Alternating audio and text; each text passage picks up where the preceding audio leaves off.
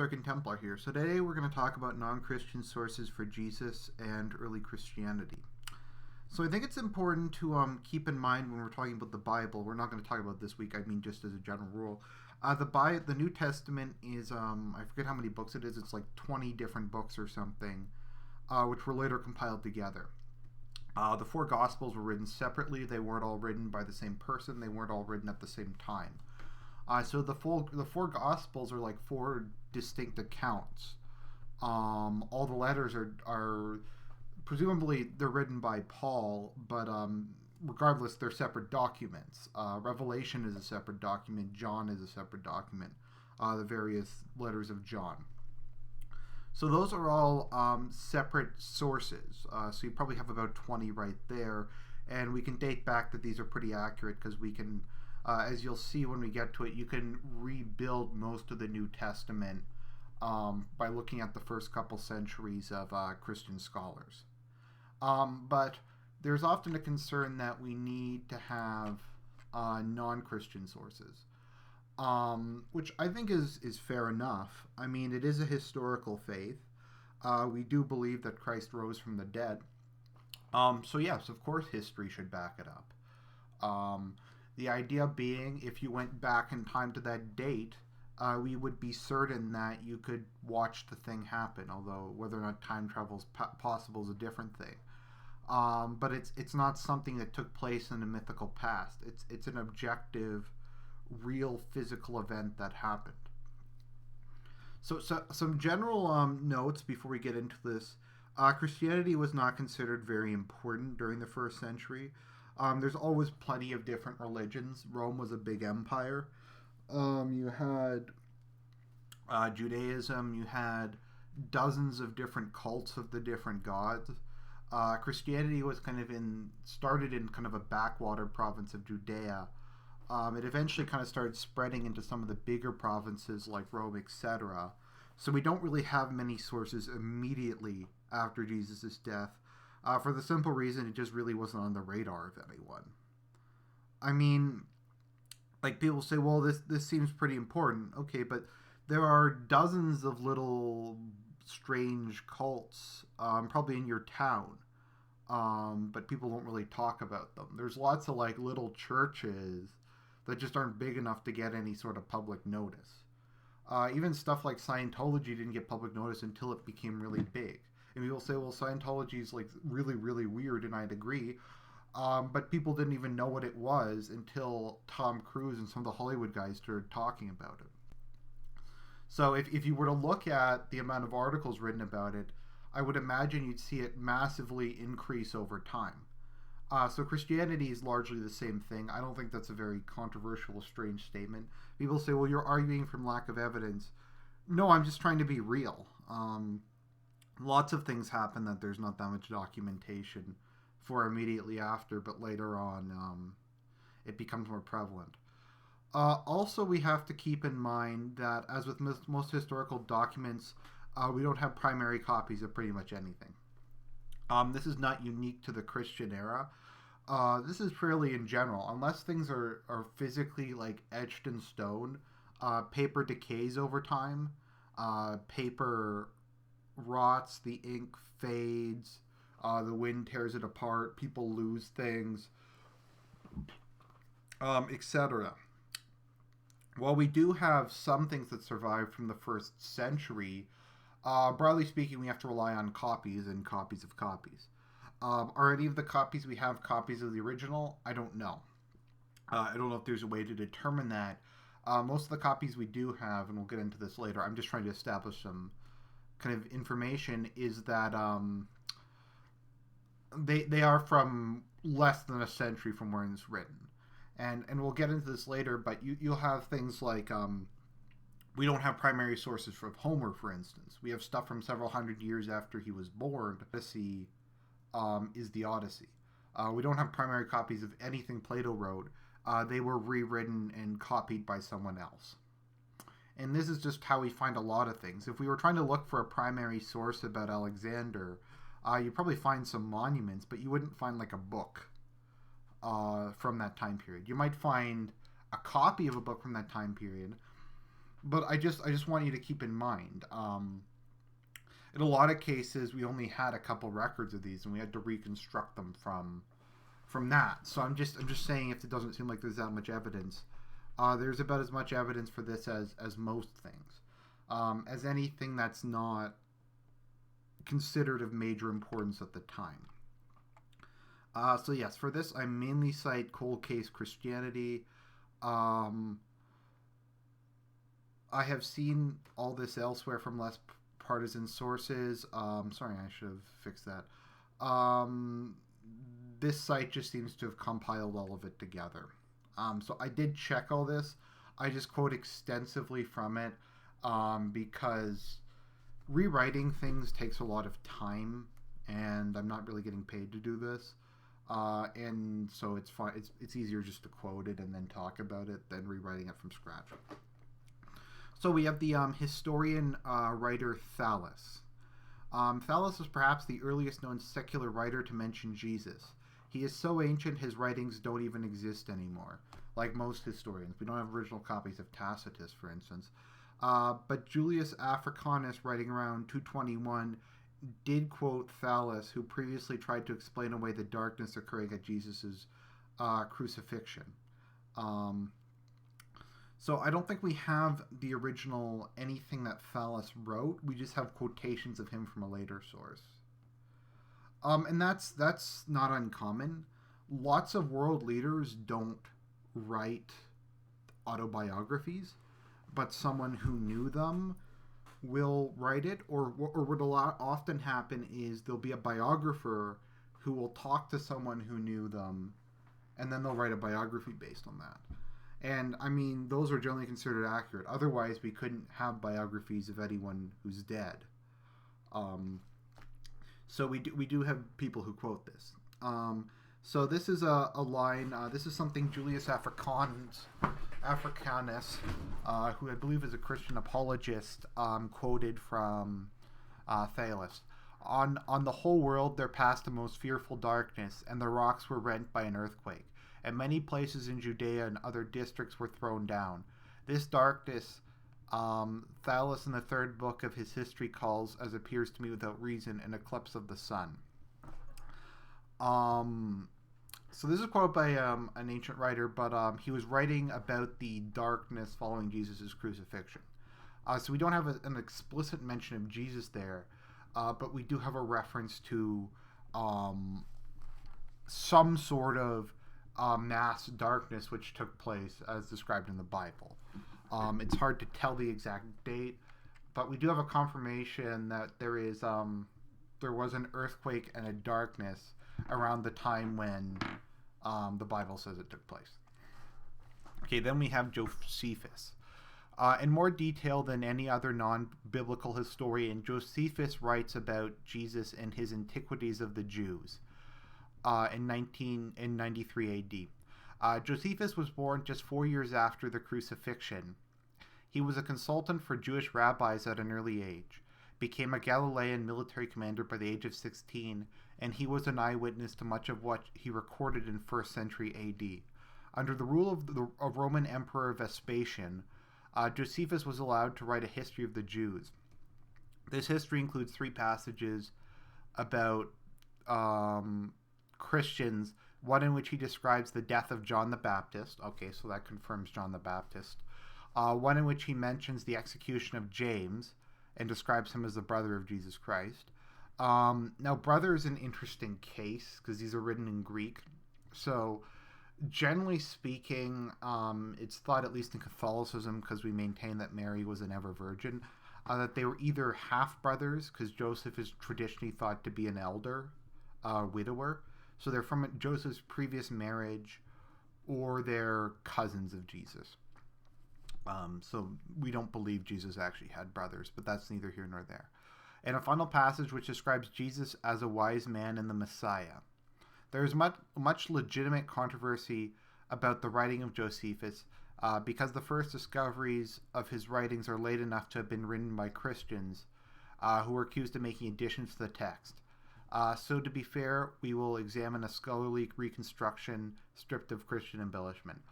The actual embellishments is, I think it just they added a couple things. It's like Jesus was a man if he could said to have been a man, and he was the light of the world. I think they just took his passage. They didn't remove anything. They just inserted a couple things basically in like brackets. So this is the quote from Antiquities. Now around this time lived Jesus, a wise man, for he was a worker of amazing deeds and was a teacher of people who gladly accepted the truth. He won over many Jews and many Greeks. Pilate, when he heard him accused by the leading men among us, condemned him to the cross. But those who had first loved him did not cease doing so. To this day, the tribe of Christians named after him has not disappeared. So this is their attempt to reconstruct the original by taking out the likely Christian additions and comparing multiple texts. So from this, we do get Jesus existed. He was a wise man. He performed, I believe the term in the original is wonderful works. Works is, generally speaking, considered miracles, but it doesn't really matter if it's miracles or not. In this context, at least, Josephus seems to accept that he's some sort of prophet or teacher. And was a teacher of people who gladly accepted the truth. He won both many Jews and many Greeks. Okay, so that confirms that you have many Jews, like the disciples, and then you have Greeks like Luke and etc. So that kind of confirms Acts and some of the other later writings in the Bible. We confirm Pilate's existence. We confirm that he was condemned by the leading men, the Pharisees, and that he was crucified, and that his followers did not lose faith after his death. So that confirms a lot of stuff from the Gospels. Once again, this is Josephus writes a very broad history. I've never read Antiquities of the Jews, but I've seen quotes from it. I'll have to read it sometime. But yeah, I think that tells us a lot. I think that confirms a lot. I've seen people say that Josephus isn't reliable. I think he's, generally speaking, considered reliable otherwise. People say he mentions miracles. Perhaps, but this is the 1st century, and he was born in the region in the 1st century. He would have been able to, if Jesus was crucified in 33 AD, lots of people who had heard of it or heard from people who have heard of it would have been around in Judea, and he could have just gone and asked them about it and interviewed them. So yeah, I think that's pretty important. Then we have Pliny the Younger. So early Christians were also described in early non-Christian history. Pliny the Younger, who was a Roman governor, he was a personal friend of the Emperor Trajan. I believe he was the governor of a province in southern Anatolia, which is modern-day Turkey. And he was sending a letter to Trajan about asking what he should do with Christians. Because the Romans believed that the gods of the state had to be appeased, or else they would rain down fire and wrath upon the Roman world. Sorry, just one quick thing I forgot to mention about Josephus. Keep in mind, Josephus is a Jew. He's a rabbinic Jew, or I guess the Pharisees. He doesn't believe Jesus is a god. He's not a Christian. So that gives his testimony more weight, because he's not partisan. If anything, he'd be partisan against Jesus. So Pliny the Younger was a governor. The Romans believed that if sacrifices were not offered to the gods, then the gods would punish Rome. So they didn't persecute the Jews, even though they thought the Jews were disruptive, because Judaism's really old, and the Romans were arch-conservatives, so they respected the age of Judaism. Christianity, though, was seen as dangerous, and Christians were frequently executed on the charge of atheism, because they didn't believe in the pagan gods. So this is Pliny the Younger, writing in the the late 1st century. They, the Christians, were in the habit of meeting on a certain fixed day before it was light, when they sang in alternative verses a hymn to Christ as to a god, and bound themselves by a solemn oath not to not to any wicked deeds, but never to commit any fraud, theft, or adultery, never to falsify their word, nor deny a trust when they should be called upon to deliver it up. After which it was their custom to separate, and then reassemble to partake of food, but food of an ordinary and innocent kind. So I think that's pretty straightforward. We get an acknowledgement in the first century here that there is a group of Christians who worship Jesus as if he was a god, that they meet together, that they sing hymns, that they make oaths, and that they have a moral code that somewhat resembles Christianity today, and that they have a common meal.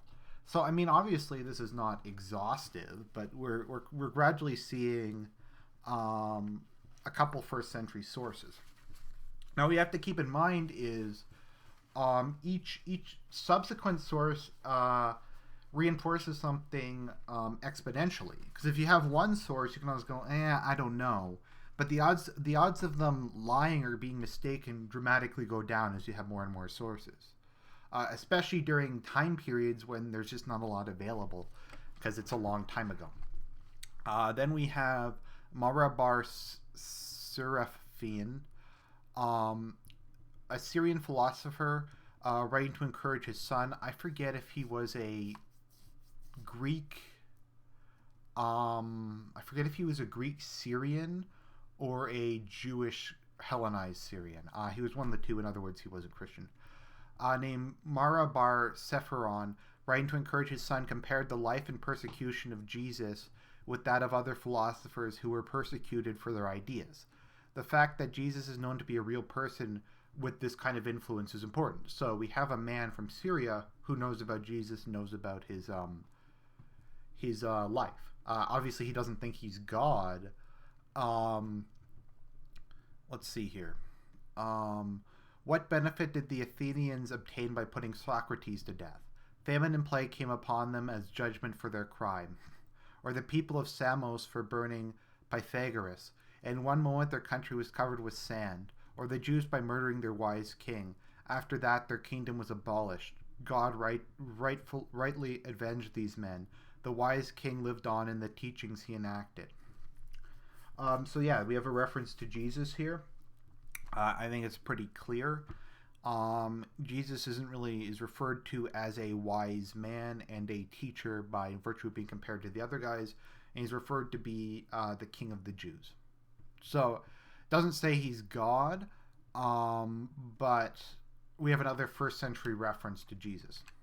Then we have Tacitus, who's generally considered to be the greatest ancient historian. He was I think he was received patron from, I think it was Vespasian. One of the Roman emperors extensively patronized him, and he wound up marrying a relative of theirs. Cornelius Tacitus wrote most of the history of ancient Rome. Interestingly enough, I think Tacitus, or am I thinking of Plutarch? No, I'm thinking Plutarch was a monotheist. But anyways, let's see here. Examination is among the most trusted of ancient historians. He's generally considered to be very good at investigating things, looking for documents, talking to people, all that kind of stuff.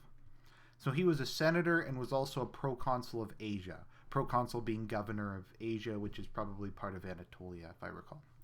In his Annals of 1616, he describes Emperor Nero's response to the Great Fire in Rome and Nero's claim that the Christians were to blame. Consequently, to get rid of the report, Nero fastened the guilt and inflicted the most exquisite of tortures on a class hated for their abominations, called Christians by the populace. Christus, from whom the name had its origin, suffered the extreme penalty during the reign of Tiberius at the hands of one of our procurators, Pontius Pilate, and a most mischievous superstition thus checked for the moment again broke out, but not only in Judea, the first source of the evil, but even in Rome, where all things hideous and shameful from every part of the world find their center and become popular. Okay, so this is additionally important because we have Tacitus here basically condemning Christianity. He's saying that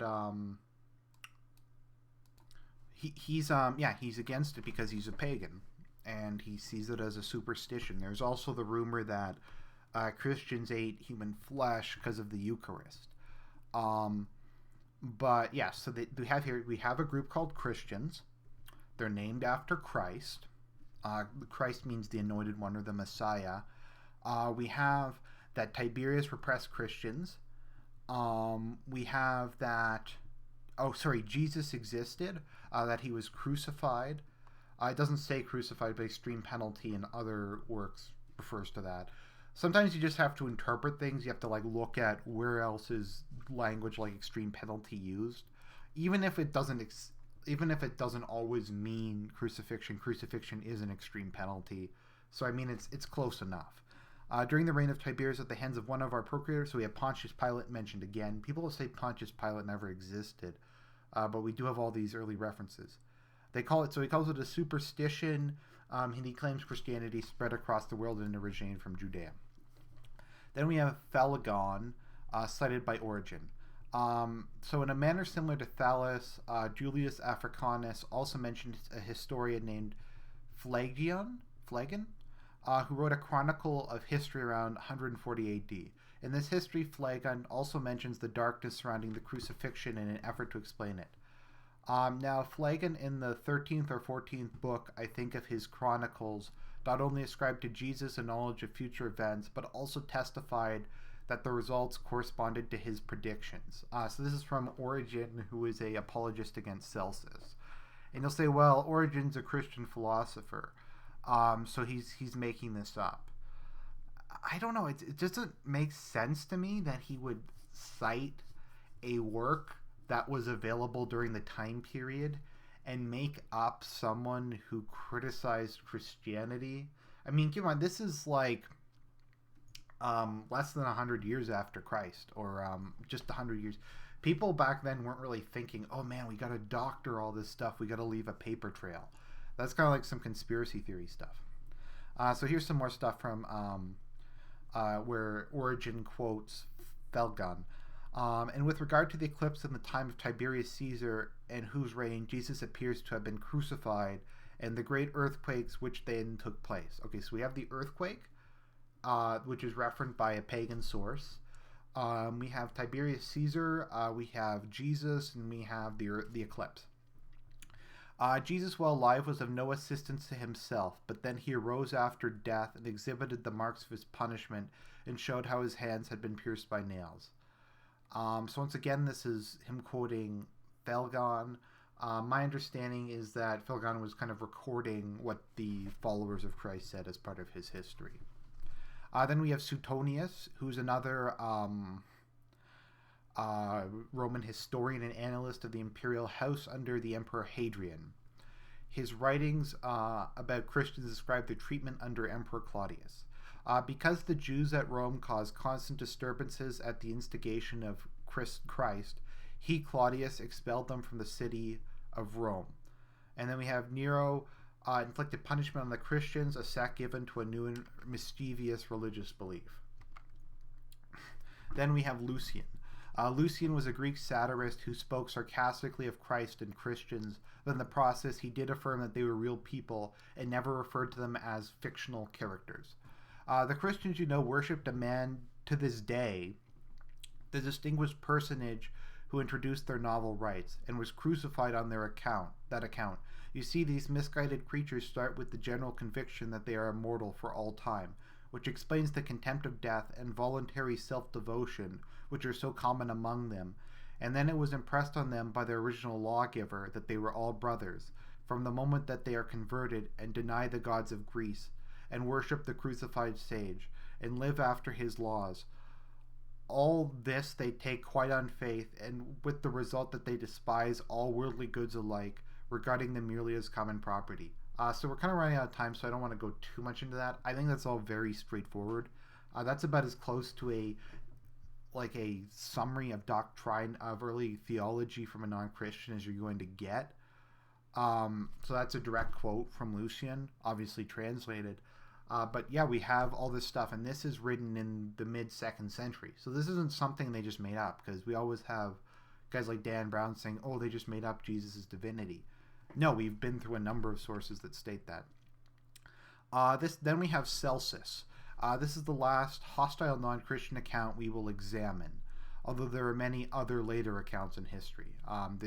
Even then we have like 5 or 6. That's quite a few. Celsus was antagonistic to the claims of the Gospels, but in his criticisms he unknowingly affirmed and reinforced the biblical authors and their content.